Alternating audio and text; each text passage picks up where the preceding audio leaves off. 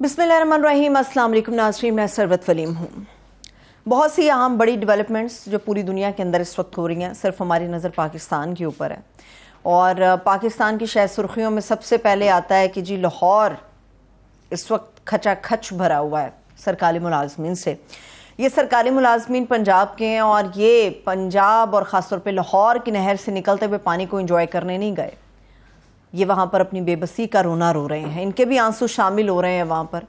इसके ऊपर मैं बात करूँगी। और इसके साथ साथ हमारा चूँकि पूरा ध्यान सियासतदानों का सियासत के ऊपर है, इसलिए किसी की लाचारगी, किसी की बेबसी, किसी का दर्द हमारे हाकिम को महसूस नहीं होता। सियासतदान लगे हुए हैं कि माल गनीमत अब बट रहा है और किस किस के हाथ में क्या आएगा, तो फैसला हो गया कि इसमें कौन क्या लेगा। और कुछ बड़े अहम लोग हैं जो कि अपने आप को बड़ा अहम समझ रहे थे इस पूरे केस के अंदर, उनको फारिग कर दिया गया है, सरासर फारिग कर दिया। उनको रत्ती बराबर कुछ देने का फैसला नहीं हुआ, वो बिल्कुल फारिग हो गए हैं। इसके ऊपर मैं बात करूंगी। कश्मीर के हवाले से बहुत बड़ी डेवलपमेंट इंडिया से है, उसकी कुछ अहम चीज़ें हैं जो कि तारीख का रुख मोड़ सकती हैं, उसके ऊपर मैं बात करूंगी। और एक और अहम मामला, शायद सबसे बल्कि यकीनी तौर पे सबसे अहम मामला, वो है हमारे इस्लाम का, वो है हमारी मजहबी किताब का, वो है हमारे कुरान का। आज बहुत कम लोग, शायद पाकिस्तान में किसी की एक आवाज़ नहीं उठी। आज अक़वाम मुत्तहिदा के अंदर एक बड़ा अहम और हसास मुसव्वदा ज़ेर बहस आएगा आज के रोज़, मंगल के रोज़।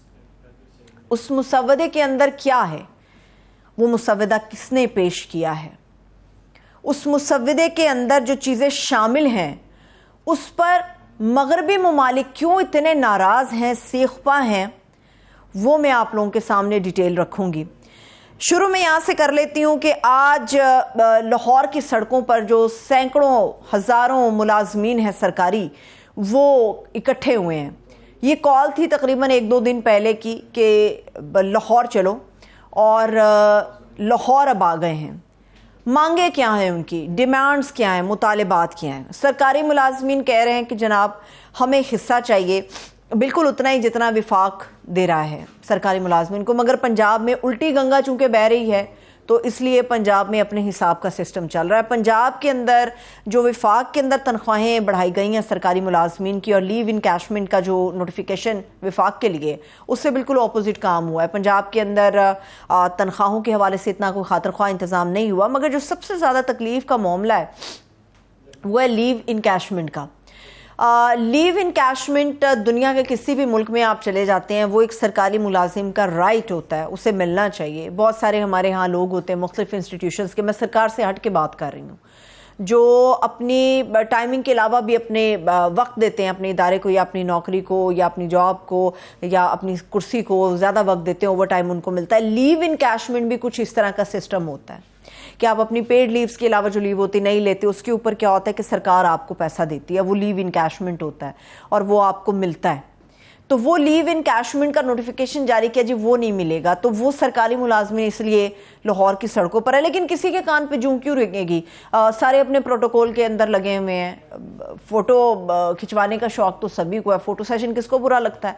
तो पंजाब के अंदर भी फ़ोटो सेशन हो रहा है, जो कुछ वहाँ की गवर्नमेंट इस वक्त केयर टेकर गवर्नमेंट कर रही है। अगर हम एक कंपैरिजन ड्रॉ करें तो हमें अलमिया हमारा नज़र आएगा और हमारा सर शर्म से झुक जाएगा कि बड़ी बड़ी सेरेमनीज हो रही हैं इस वक्त। आप जितनी भी टीवी स्क्रीन देख रहे हैं, बड़ी बड़ी तकारीब का एहतमाम किया जा रहा है सरकार की शान में, और फ़ोटो सेशन के लिए किया जा रहा है, और धड़ाधड़ मंसूबे हैं, धड़ाधड़ सब कुछ हो रहा है, चाहे वो विफाक की हद पे है, चाहे वो पंजाब की हद पे है।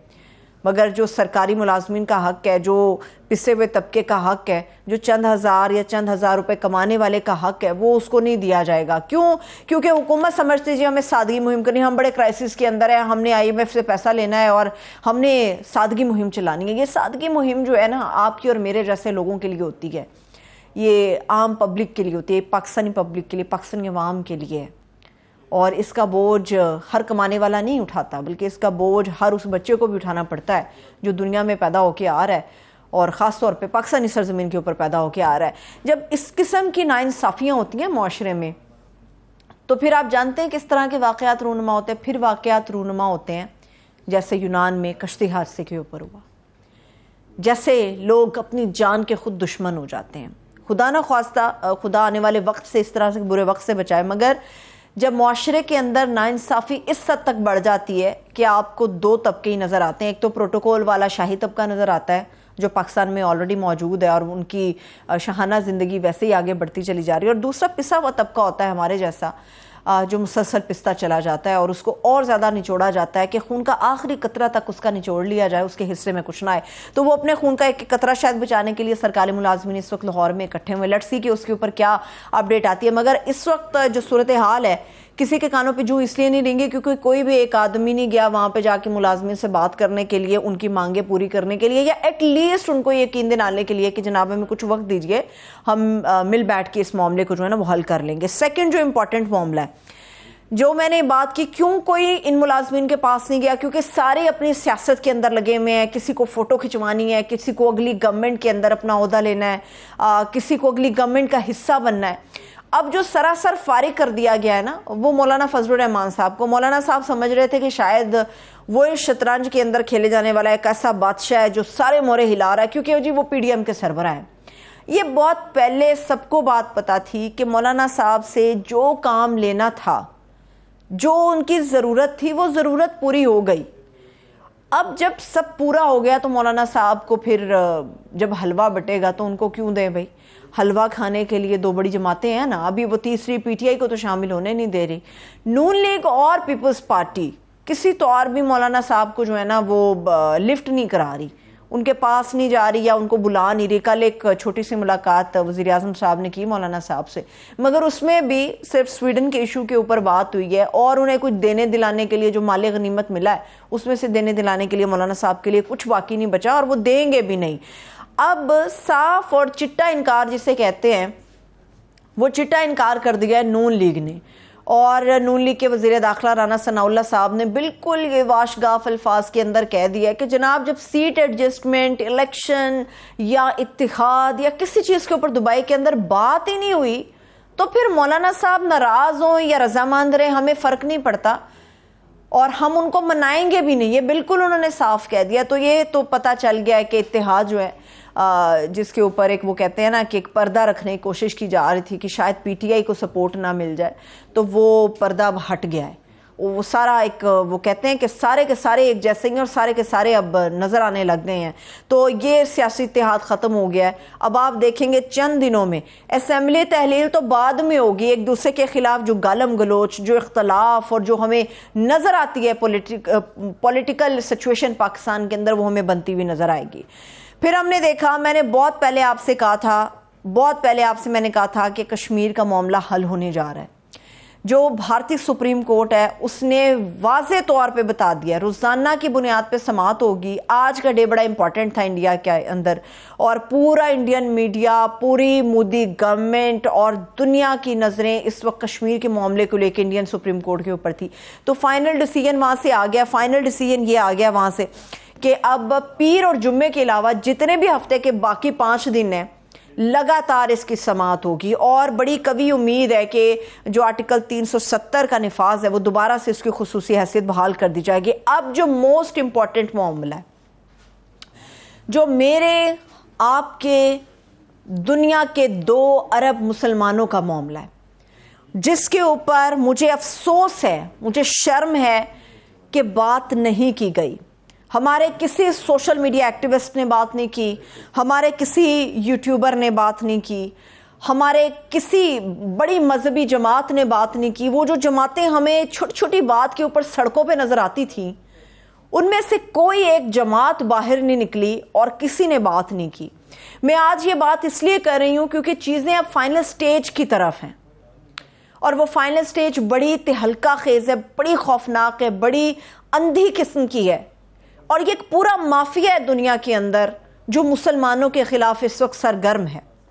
بڑے کم لوگ یہ بیک گراؤنڈ جانتے ہیں کہ ان فیکٹ سویڈن کا معاملہ اور ہماری مذہبی کتاب قرآن پاک کا جو معاملہ ہے وہ شروع کہاں سے ہوا تھا. اب بھی جو ریسنٹ اپڈیٹ ہے اس کا پس منظر تو میں آپ کو بتاؤں گی. بہت سارے لوگ انسائڈ سٹوری جانتے ہی نہیں ہے کہ وہاں پہ انفیکٹ ہوا کیا. ہمیں صرف اتنا پتا ہے کہ ایک ملعون نے آ کے ہماری مذہبی کتاب کو جس طرح سے نظر آتش کیا, ہمارے جذبات کو جس طرح سے بھڑکانے کی کوشش کی, وہ میں آپ کو بتاؤں گی. مگر جو اقوام متحدہ کے اندر ہے, سلیوٹ ہے اس وقت پاکستان کو کہ پاکستان نے ایک بڑا اہم مسودہ تیار کیا اور اس مسودے کو OIC کے پلیٹ فارم سے ریلیٹ کرتے ہوئے اقوام متحدہ کے اندر پیش کر دیا. آج امپورٹنٹ ڈے اس لیے کیونکہ آج وہ مسودہ زیر بحث آئے گا, اور جتنے بھی مغربی ممالک ہیں وہ نفرت تو مسلمانوں سے ویسے ہی کرتے ہیں, مگر پاکستان چونکہ اسے اسلام کے قلعے کے طور پہ دیکھا جاتا ہے, پاکستان کے ساتھ ان کی نفرت کچھ خاص قسم کی ہے. اب اس مسودے کے اندر کیا ہے؟ پاکستان نے بالکل واضح لکھا ہے کہ یہ جو کچھ بھی سویڈن کے اندر ہوا یہ مسلمانوں کے جذبات کو بھڑکانے کی ایک کوشش تھی. ہمارے مذہبی جذبات ہیں, ہماری مقدس کتاب ہے, اور یہ صرف مقدس کتاب کے علاوہ, مذہب کے علاوہ, یہ انسانی حقوق کا معاملہ ہے. یہ انسانی حقوق کا معاملہ اس لیے ہے کہ پوری دنیا کے اندر 2 ارب مسلمان ہیں.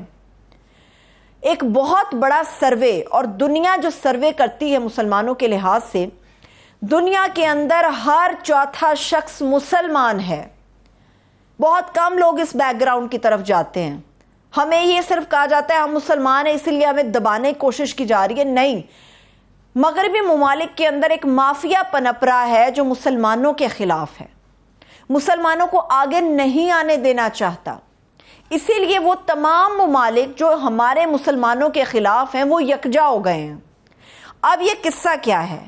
مغربی ممالک پاکستان سے اس مسودے پہ اس لیے ناراض ہیں, آج چونکہ وہ بحث ہونے جا رہی ہے اقوام متحدہ میں, وہ ناراض اس لیے ہیں کہ یہ تو مذہبی علامتوں کا معاملہ ہے, پاکستان اس کو کس طرح سے انسانی حقوق کے ساتھ ریلیٹ کر سکتا ہے؟ کیوں جی انسانی حقوق کا معاملہ کیوں نہیں ہے؟ کیا ہم انسان نہیں ہیں؟ ہم کیڑے مکوڑے ہیں دنیا میں؟ تمام مسلمان 2 ارب, جب آپ ان کے مذہبی جذبات کو بھڑکاتے ہو, ان کی مقدس کتاب کو نظر آتش کرتے ہو, تو یہ انسانی حقوق کا معاملہ ہے. آج آپ یہ قدم اٹھاؤ گے, کل کو کوئی اور یہ قدم اٹھائے گا, تو اس کی اجازت نہیں ہونی چاہیے. سویڈن کے اندر یہ ہوا کہاں پہ؟ سویڈن میں اس ملعون نے بار بار یہ کوشش کی, اپنے سوشل میڈیا اکاؤنٹس کے ذریعے یہ بتایا میں کرنے جا رہا ہوں. اسے یہ کہا گیا کہ یہ آزادی اظہار نہیں ہے. اس نے آزادی اظہار کے نام پہ یہ جو گندی اور گھٹیا حرکت کی, اس کے لیے اس نے عدالت کا رخ کیا. وہ سویڈن کی عدالت میں گیا, اس نے اپنا کیس پیش کیا کہ جناب میں آزادی اظہار کا حق رکھتا ہوں, اور میری آزادی اظہار اس میں ہے کہ میں کسی ایک خاص مذہب کی مقدس کتاب کو نظر آتش کر دوں. اور وہاں کی عدالت نے اس کو اجازت دی, اس ملعون کو اجازت دی گئی, اور ہم سب نے دیکھا کہ اس نے کس طرح سے ہمارے عید کے موقع کے اوپر یہ اس نے حرکت کی. اور باقاعدہ طور پہ سویڈن کی پولیس, وہاں کے سیکیورٹی گارڈز کھڑے ہو کے اس کی ویڈیو بناتے رہے, اس کو انجوائے کرتے رہے. یہ کیسا آزادی اظہار ہے کہ کشمیر کی ہم بات کرتے ہیں تو سوشل میڈیا کی سائٹس پاکستان کو, مسلمانوں کو بلاک کر دیتی ہیں. کوئی ہماری مذہبی جماعت کو آ کے مذہبی کتاب کو نظر آتش کر دے تو وہ آزادی اظہار کے نام پہ سوشل میڈیا کی جو ویب سائٹس ہیں اس کو پروپیگیٹ کرتی, اس کو پھیلاتی ہیں. یہ مسلمانوں کی بقا کا مسئلہ ہے. مسلمان آج اگر متحد نہیں ہوں گے تو یہ پھر سے ہوگا. کیا آپ لوگ یہ بات جانتے ہیں کہ پچھلے چند دنوں کے اندر 50 سے زیادہ ایسی درخواستیں ہیں جو سویڈن کے مقامی پولیس اسٹیشن کے اندر بھیجی گئی ہیں کہ ہمیں بھی اجازت دی جائے کہ ہم اسرائیل کے سفارت خانے کے باہر کھڑے ہو کے توریت اور انجیل کو نظر آتش کریں؟ ہم یہ اجازت نہیں دے سکتے. اگر ہماری مذہبی کتاب اور ہمارے جذبات کو مجروح کیا گیا, اس کے باوجود ہم یہ اجازت نہیں دے سکتے, کیونکہ مذہب کا احترام لازم ہے, وہ پھر چاہے کوئی بھی مذہب ہو. اگر مسلمان یہ جذبات رکھتے ہیں تو دنیا اس کو کیوں نہیں دیکھتی؟ دنیا, مغربی ممالک اس کو کیوں نہیں دیکھتے؟ آج اگر اس کام کو نہیں روکا گیا، کیا اس عدالت اور اس جج کو کٹہرے میں نہیں کھڑا کرنا چاہیے کہ تم کس آزادی اظہار کے نام پہ کسی ملعون کو یہ اجازت دے سکتے ہو کہ وہ یہ فیل کرے؟ پھر ہمیں کہا جاتا ہے کہ اسلامو فوبیا، پھر ہمیں ٹیررسٹ کہا جاتا ہے۔ افغانستان کے اندر انہوں نے کیا نا، انہوں نے سویڈن کی ساری سرگرمیاں منسوخ کر دی، مگر پاکستان کے اندر چھوٹی سی بات کے اوپر سڑکیں بلاک کرنے والی جماعتیں آج ہمیں نظر نہیں آ رہی۔ آج وقت ہے متحد ہونے کا۔ پاکستان کے اس مسودے کے اوپر بحث ہونے جا رہی ہے، اور چائنا جیسا ملک جو ہمارا دوست ہے مگر ہمارے مذہب سے اس کا کوئی لینا دینا نہیں، وہ بھی پاکستان کے ساتھ کھڑا ہے، وہ بھی پاکستان کے ساتھ کھڑا ہے۔ مگر انفارچونیٹلی پاکستان کے اندر ہم سب ایک ساتھ نہیں ہیں کہ ہمیں اپنے مذہب کو بچانا ہے، ہمیں اپنی مذہبی کتاب کے بارے میں لوگوں کو، دنیا کو بتانا ہے کہ جو آپ اپنے مذہب کے بارے میں جذبات رکھتے ہو ہم بھی وہی رکھتے ہیں۔ آزادی اظہار کے نام پہ آپ ہر چیز کی اجازت دے سکتے ہو، مگر ہم مسلمان اجازت نہیں دے سکتے۔ ہمارے ہاں کچھ حدیں ہیں، نہ ہم ان حدوں کو کراس کرتے ہیں نہ کرنے دیں گے۔ اب تمام مغربی ممالک پاکستان کے خلاف ایک ہو چکے ہیں کیونکہ اتنا سخت مسودہ پاکستان کی طرف سے گیا۔ اب لیٹس سی کہ پاکستان عالمی دنیا میں اپنے کیس کو کس طرح سے لڑتا ہے، اور اس لڑائی میں ہمیں ایک ہونا پڑے گا، مضبوطی دکھانی پڑے گی، اور دنیا کو بتانا پڑے گا کہ آپ اسلامو فوبیا کا ٹیگ ہمارے سینوں پر آ کر لگا دیتے ہو کہ ہم دہشت گرد نہیں ہیں، ہم پرامن لوگ ہیں۔ ہمارا اسلام ہمیں پرامن رہنے کی تلقین کرتا ہے، آپ ہمیں دہشت گردوں کی صفوں میں نہیں کھڑا کر سکتے۔ اب دیکھنا یہ کہ ہم اپنے کیس کو عالمی دنیا کے اندر کس طرح سے لڑتے ہیں۔ مجھے اجازت دیجیے، اپنا خیال رکھیے، خدا حافظ۔